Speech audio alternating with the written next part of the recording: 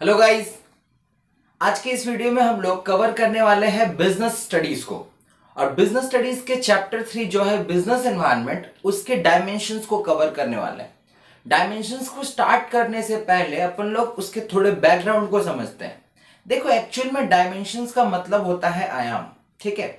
और बिजनेस बोल लो या इंडस्ट्रीज बोल लो, इसको डायरेक्टली इफेक्ट करने वाले ये जो हमारे पीछे दिख रहा है, ये 5 डायमेंशंस, ये डायरेक्टली कहीं ना कहीं बिजनेस को इफेक्ट करती है। हम लोग जाने थे कि बिजनेस एनवायरनमेंट जो होता है मेनली वो स्पेसिफिक और इन जनरल नेचर का होता है। स्पेसिफिक मतलब जो डायरेक्टली बिजनेस को इफेक्ट करे, और जनरल मतलब ओवरऑल सभी बिजनेस एंड इंडस्ट्रीज को इफेक्ट करे। तो ये कहीं ना कहीं एक जनरल बिजनेस एनवायरनमेंट है, मतलब ये ओवरऑल सारे बिजनेस को और इंडस्ट्री को अफेक्ट करती है। तो चलो आप देखते हैं। देखो, dimensions of business environment. Dimensions of business environment mainly जो होती है वो 5 टाइप के देखने को मिलती है। कहीं ना कहीं कोई भी बिजनेसमैन या बोलो इंडस्ट्रियलिस्ट जब भी कोई भी प्लानिंग बनाता है तो उसके ऊपर ये पांचों फैक्टर्स बहुत इंपॉर्टेंट रोल प्ले करती है। सीधी सी बात है, क्योंकि वो प्लानिंग उस तरीके से ही बनाएगा जो अपने आप को इंप्रूव कर सके, और अपने आप को इंप्रूव करने से के लिए ये पांचों एनवायरनमेंट्स के साथ डीलिंग होना, मतलब अंदर का सेटिंग होना बहुत जरूरी है। सेटिंग मतलब बिलो द टेबल मत समझना, मतलब उस एनवायरनमेंट को किस तरीके से अडेप्ट किया जाए, तब जाकर के उस एनवायरनमेंट में बिजनेस सर्वाइव करती है और डेवलप करती है। तो देखो, सबसे पहला है इकोनॉमिक एनवायरनमेंट। इकोनॉमिक एनवायरनमेंट का मतलब क्या होता है? इकोनॉमिक एनवायरनमेंट का मतलब है कहीं ना कहीं इकोनॉमिक फैक्टर्स। इकोनॉमिक फैक्टर्स क्या क्या होते हैं? जैसे लेट सपोज इंटरेस्ट रेट की बात कर लो, वैल्यू ऑफ मनी की बात कर लो, डिस्पोजेबल इनकम की बात कर लो, ये सारे आ जाते हैं इकोनॉमिक फैक्टर्स में। जैसे देखो, it consists of financial factors like interest rates, inflation rates, change in disposable income, stock market indices, value of rupee, exchange rate etc. Example से समझाता हूं। जैसे मान लो हर एक बड़ा बड़ा बिजनेसमैन जो होता है वो क्या करता है, कहीं ना कहीं से अपना कैपिटल को बढ़ाने के लिए वो मार्केट से में इक्विटी शेयर इशू करती है, डिबेंचर्स लेती है। तो ये सब क्या होता है, कहीं ना कहीं एक इंटरेस्ट रखती है, तो उनके बदले में एक इंटरेस्ट पे करना पड़ता है। अगर मान लो इंटरेस्ट रेट हाई हो गया तो इनडायरेक्टली सीओपी मतलब कॉस्ट ऑफ प्रोडक्शन बढ़ेगा। अब कॉस्ट ऑफ प्रोडक्शन बढ़ गया तो कहीं ना कहीं कस्टमर डिमांड इफेक्ट करेगा। भाई प्राइस बढ़ेगा अगर, तो कहीं ना कहीं डिमांड घट सकता है। लॉ ऑफ डिमांड याद रखो, क्लास 11 में पढ़ा था ना हम लोगों ने। तो ये देखो, दूसरा अगर बात करते हैं, अब जैसे मान लो इन्फ्लेशन रेट, मार्केट में जो इन्फ्लेशन रेट बढ़ रहा है, अब कहीं ना कहीं ये जो चेंजेस इन डिस्पोजेबल इनकम मतलब जो हमारा खर्च है वो क्या हो रहा है, कहीं ना कहीं घट रहा है, वैल्यू ऑफ मनी घट रहा है। तो ये कहीं ना कहीं एक बिजनेसमैन को या इंडस्ट्रियलिस्ट को डायरेक्टली इफेक्ट करती है। नेक्स्ट अपन लोग बात करते हैं सोशल एनवायरनमेंट। देखो, बार बार बोला जाता है कि कोई भी बिजनेस को रन करने के लिए, कोई भी इंडस्ट्री को रन करने के लिए जहां पे वो रन करती है वो एक सोसाइटी होता है। क्लियर है? वहां पे हम लोग तुम लोग जैसे लोग रहते हैं ना। अब उसके कुछ एथिक्स होते हैं, कुछ वैल्यूज होते हैं, कुछ मोरालिटीज होते हैं, कुछ कस्टम्स एंड रिचुअल्स होते हैं। अब उसमें क्या होता है, अगर according to that customs and rituals अगर कोई बिजनेस ऑपरेट नहीं करे तो कहीं ना कहीं वो सोसाइटल फैक्टर कहीं ना कहीं उस पर हावी पड़ जाएगा। तो ये कहीं ना कहीं क्या होगा, बिजनेस पे डायरेक्टली इफेक्ट करेगा। देखो क्या बोलता है, it consists of factors like customs and traditions, value, social trends, societies expectation from the business, कुछ ना कुछ। फॉर एग्जांपल अगर लेते हैं, जैसे मैकडी क्या करता था, कुछ साल पहले उन्होंने मतलब कुछ कुछ जगह में बीफ को स्टार्ट कर दिया था अपने, लेकिन वहां पे अपोजिशन हुआ सोसाइटल फैक्टर्स का। देन उसे क्या करना पड़ा, उसे बंद करना पड़ा।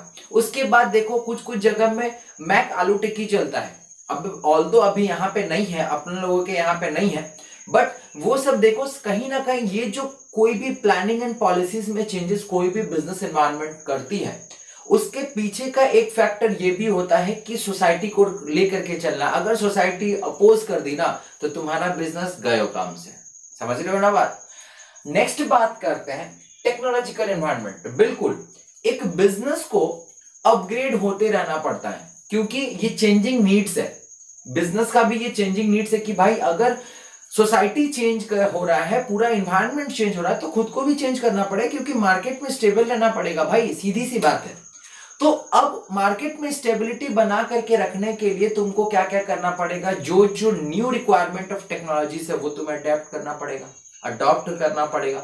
क्लियर है ना? देखो, this environment consists of factor relating to scientific improvement and innovatives which leads to better production and techniques and methods। सीधा सा बात है, अगर तुम अपने आप को इंप्रूव रखोगे, एकदम तुम अपने आप को एकदम न्यू मॉडल के हिसाब से तुम अपने प्रोडक्शन कैपेसिटी को रखोगे, तो कहीं ना कहीं क्या होगा, तुम्हारा प्रोडक्टिव कैपेसिटी बढ़ेगा। प्रोडक्टिव कैपेसिटी बढ़ेगा तो अच्छे अच्छे क्वालिटी प्रोड्यूस करोगे। क्वालिटी अगर अच्छे प्रोडक्ट प्रोड्यूस, मतलब अरे क्या बोल रहे हैं, अगर क्वालिटीज अच्छे तरीके से प्रोड्यूस करोगे तो देन डिमांड क्या होगा, समझ रहे हो ना? कहीं ना कहीं इंटरलिंक्ड है, कहीं ना कहीं एक फीचर है ना, interlinked feature of environment. Next बात करते हैं पॉलिटिकल एनवायरनमेंट। पॉलिटिकल एनवायरनमेंट क्या है? देखो, कहीं ना कहीं ये पॉलिटिकल फैक्टर, जैसे मान लो गवर्नमेंट की स्टेबिलिटी पे बात करती है, गवर्नमेंट का पेस कैसा है बिजनेस को लेकर के, ठीक है, गवर्नमेंट क्या सोचती है बिजनेस को डेवलप करने के बारे में, तो ये सारे चीजें आ जाती हैं पॉलिटिकल एनवायरनमेंट में। इसको कभी भी रूल्स एंड रेगुलेशन से मत सोचना। पॉलिटिकल एनवायरनमेंट का मतलब है स्टेबिलिटी ऑफ पॉलिटिकल फैक्टर्स। आज एक सरकार है जो 5 साल तक चलेगी, नेक्स्ट अगले 5 साल के बाद कोई और सरकार आ सकती है, उसके हिसाब से सोचने का तरीका क्या होगा, बिजनेस को पेस देने का, वो कहीं ना कहीं पॉलिटिकल एनवायरनमेंट फैक्टर करती है। क्लियर है? नेक्स्ट बात करते हैं, हमारा जो लास्ट है वो है लीगल एनवायरनमेंट। लीगल एनवायरनमेंट का मतलब क्या है? ये जो कानून जो बनाया जाता है, अलग अलग सिचुएशन के अकॉर्डिंग जो कानून बनती है, वो क्या ना कहीं कोर्ट लॉज बोल दो, कोर्ट जो तुम्हारा डिसीजन इशू करे, ये कहीं ना कहीं एक कानूनी मामला है। तो जहां पर कानूनी डिसीजन मतलब लीगल डिसीजन चले आते हैं, लेजिस्लेशंस की बात चले आती है, वो हो जाता है हमारा लीगल एनवायरनमेंट। देखो, it includes all the legislations passed, administrative orders issued, court judgment and decision taken by the government. For example companies act बात कर लो 1956, अभी तो अमेंडेड है, तो कहीं ना कहीं ये अमेंडमेंट हुआ। देन अगर बात कर लो एनईपी की बात कर लो 1991, ये सब चीज क्या है, ये कहीं ना कहीं गवर्नमेंट के द्वारा इशू किया गया। वर्कमैन कंपेंसेशन एक्ट 1923 की बात कर लो, फैक्ट्रीज एक्ट की बात कर लो 1948 की, तो ये सब क्या है, कहीं ना कहीं एक रेगुलेटरी बॉडी ने हम लोगों को ये एक लेजिस्लेशन पास किया है, तो उसे मानना पड़ता है, हर एक को मानना पड़ता है। तो ये कहीं ना कहीं सारे डायमेंशंस हैं, इतने सारे लिख लेना अच्छे तरीके से, ये शॉर्टकट्स फॉर्म्स है। तो अपन लोगों का जो नेक्स्ट टॉपिक है वो है डीमोनेटाइजेशन। ये चैप्टर 3 का न्यू एड ऑन सिलेबस में है, जिसमें जब डीमोनेटाइजेशन हो गया देन आफ्टर दैट सीबीएसई ने इसे भी अपने सिलेबस में इंक्लूड कर दिया, बिजनेस एनवायरनमेंट का, और मेनली ये एक इकोनॉमिक एनवायरनमेंट फैक्टर था, क्योंकि डीमोनेटाइजेशन हमारे देश में पहली बार हुआ नहीं है, ये चौथी बार है जब डीमोनेटाइजेशन को इंट्रोड्यूस किया गया है। बट हमारे और तुम्हारे आंखों देखी में ये 8 नवंबर 2016 को हमारे रिस्पेक्टेड प्रधानमंत्री श्री नरेंद्र मोदी जी ने ये अनाउंसमेंट कर दिया कि आज रात के 12 बजे, मतलब 8 नवंबर 2016 के रात के 12 बजे जब उसे इंप्लीमेंट होना था, तब लीगल टेंडर मनी जो 500 और 1000 के डिनोमिनेशन के नोट्स थे, उसे टोटली टेंडर से हटा दिया जाएगा, मतलब उसे फुल्ली स्क्रैप माना जाएगा। तो यही था डीमोनेटाइजेशन। तो डीमोनेटाइजेशन का अगर टेक्निकलिटी मीनिंग पूछा जाए तो उसे क्या करना है, एक न्यू करेंसी को जब लॉन्च कर देते हैं, ओल्ड करेंसी को हटा करके, तो उसे हम लोग बोल देते हैं क्या, demonetisation. Demonetisation It is an act of scrapping a currency unit of its status as legal tender। इसका मतलब क्या है, जो भी करेंसी यूनिट है उसको उसके लीगल टेंडर के स्टेटस से स्क्रैप कर दिया जाए, मतलब हटा दिया जाए। सीधा सा बात यह है कि कोई भी जिस तरीके से वेट्स को हम लोग ग्राम, केजी, इस तरीके से हम लोग मेजर करते हैं, हाइट को हम लोग सेंटीमीटर, मीटर, ये सब से मेजर करते हैं, ठीक उसी तरीके से कोई भी मनी को उसके यूनिट में मेजर किया जाता है। 1 रुपए, 2 रुपए, 5 रुपए, 500 रुपए, ये क्या है, ये कहीं ना कहीं उसका यूनिट वैल्यू है, ठीक है। तो उसके करेंसी यूनिट वैल्यू से टोटली स्क्रैप बना दिया जाए, यही है डीमोनेटाइजेशन। और यही हुआ एक्चुअल में। 500 के नोट्स और 1000 के नोट्स को 8 नवंबर 2016 के रात के बाद से फुल्ली वैल्यूएबल को टोटली जीरो बना दिया गया था, यही हुआ था ना। तो यही तो है डीमोनेटाइजेशन। देखो, और इनडायरेक्टली से बोले तो usually a new currency replaces the old currency unit. यही हुआ, एक पुराने करेंसी को हटाया गया और नए करेंसी को लेकर के आया गया। जैसे हम लोगों का 500 हटा तो नया 500 आया, और 2000 भी मार्केट में ट्रेंड में है। क्लियर है? तो इस तरीके से डीमोनेटाइजेशन मार्केट में इंट्रोड्यूस हो गया, बट ये पहली बार इंडिया में हुआ नहीं है। 1946 में आरबीआई, जो हमारा सेंट्रल बैंक ऑफ इंडिया है, उन्होंने भी 1000 के नोट्स और 10,000 के नोट्स करेंसी को टोटली डीमोनेटाइज कर दिया, क्योंकि जितना हाई डिनोमिनेशन का वैल्यू होगा उतना ज्यादा इलीगल एक्टिविटी होगा। क्यों ऐसा? देखो, कोई भी इलीगल एक्टिविटी होता है ना, तो उसमें खुचड़ा नहीं देने जाता है कोई। 10 रुपए 20 रुपए ये सब देने कोई जाता है क्या? नहीं जाता है ना। तो क्या करते हैं, तो वो लोग बड़ा बड़ा डिनोमिनेशंस के नोट्स को दे देते हैं। तो कहीं ना कहीं ये इलीगल एक्टिविटी को बढ़ाता है, तो इसलिए उस समय भी ये हो रही थी, तो इसे डीमोनेटाइज कर दिया गया आरबीआई के द्वारा। फिर 1954 में फिर गवर्नमेंट के थ्रू कुछ नोट्स फिर से सर्कुलेशन में आ गए। जैसे मैं बता रहा हूं, जैसे 1000, 5000 और 10,000 के नोट्स सर्कुलेशन में फिर से आते। फिर क्या हुआ भाई, फिर ऐसा चलता रहा। फिर कुछ समय तक ये भी चला, और 1978 आते आते फिर से गवर्नमेंट ने ही इन तीनों नोट्स को फिर से डीमोनेटाइज, मतलब वैल्यूलेस कर दिया। इलीगल एक्टिविटीज बढ़ने लगी थी, ठीक है। तो इस तरीके से फाइनली फिर हम लोगों ने अपने आंखों से देखा 2016 में कि जो 500 का नोट है और जो 1000 का नोट था, अब तो वो गया, तो वो टोटली वैल्यूलेस कर दिया गया। तो इंडिया में ये टाइम पहले बार नहीं है, इसके पहले भी हो गया। तो जब इलीगल एक्टिविटीज पे मतलब बढ़ते गए, तब डीमोनेटाइजेशन एक मीजर बनता चला गया कि कहीं ना कहीं जो इलीगल एक्टिविटी करने वाले हैं उनके पास अगर पैसा बहुत है तो उन पैसे को वर्थलेस कर दिया जाए। तो यही मेन ऑब्जेक्टिव था डीमोनेटाइजेशन का, और हमारे प्रधानमंत्री माननीय मोदी सर ने भी यही चीजों को बढ़ावा न देने के लिए डीमोनेटाइजेशन का साथ लिया। क्लियर है? अब देखो उसका कुछ फीचर्स हैं। जैसे सबसे पहला बात क्या है, सबसे पहला, it is viewed as control measure of tax evasion. Tax evasion का मतलब होता है टैक्स की चोरी। अब कोई कमाता बहुत है बट वो टैक्स देना नहीं चाहता है, तो ऐसे सिचुएशन में क्या होगा, वो सेविंग करेगा।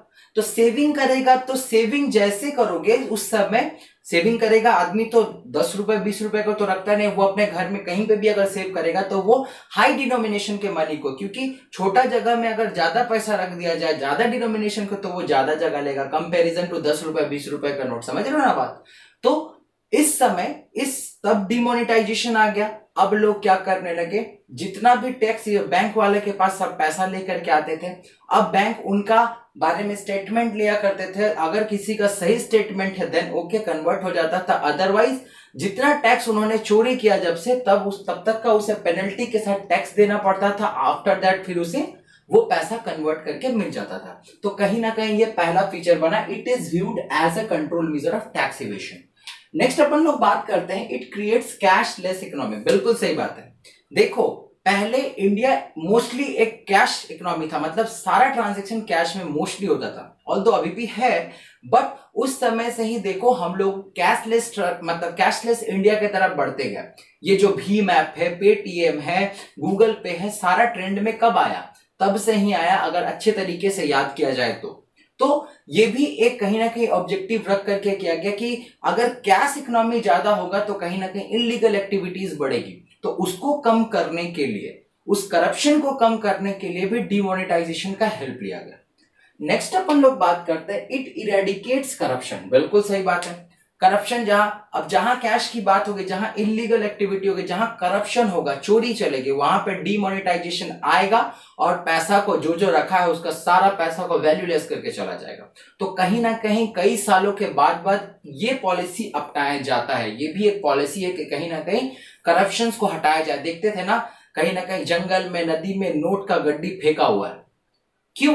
क्योंकि वो बैंक में नहीं जा सकते थे पैसे को लेकर के, उसके पास कोई दलील नहीं थी कि वो उस पैसे को व्हाइट ट्रीट कर दे। ऑल्दो वो ब्लैक मनी था। ब्लैक मनी किसे बोलते हैं? जिसपे हम लोग कोई टैक्स नहीं पेड करते हैं। M I clear? नेक्स्ट बात करते हैं टैक्स एडमिनिस्ट्रेशन मेजर्स। वही टैक्स एडमिनिस्ट्रेशन, अब मान लो जो आदमी पैसा मतलब टैक्स देने से बच रहा था वो बहुत सेव करके रखा, अब क्या, अब सेव करके रख के क्या होगा, जब डिमोनेटाइज हो गया उसे बैंक के पास सारा रिटर्न डॉक्यूमेंट लेकर के आना पड़ेगा कि किस तरीके से उसने इनकम किया, वो पैसा कैसे उसने लाया। अगर वो प्रूव कर पाता देन ओके, अदरवाइज सारा पैसा गयो। तो बस यही सारे इंपॉर्टेंट टॉपिक थे हमारे जो डीमोनेटाइजेशन के अंदर में सीबीएसई ने एक बार तो पूछ लिया है और ये इंपॉर्टेंट टॉपिक चढ़ गया है।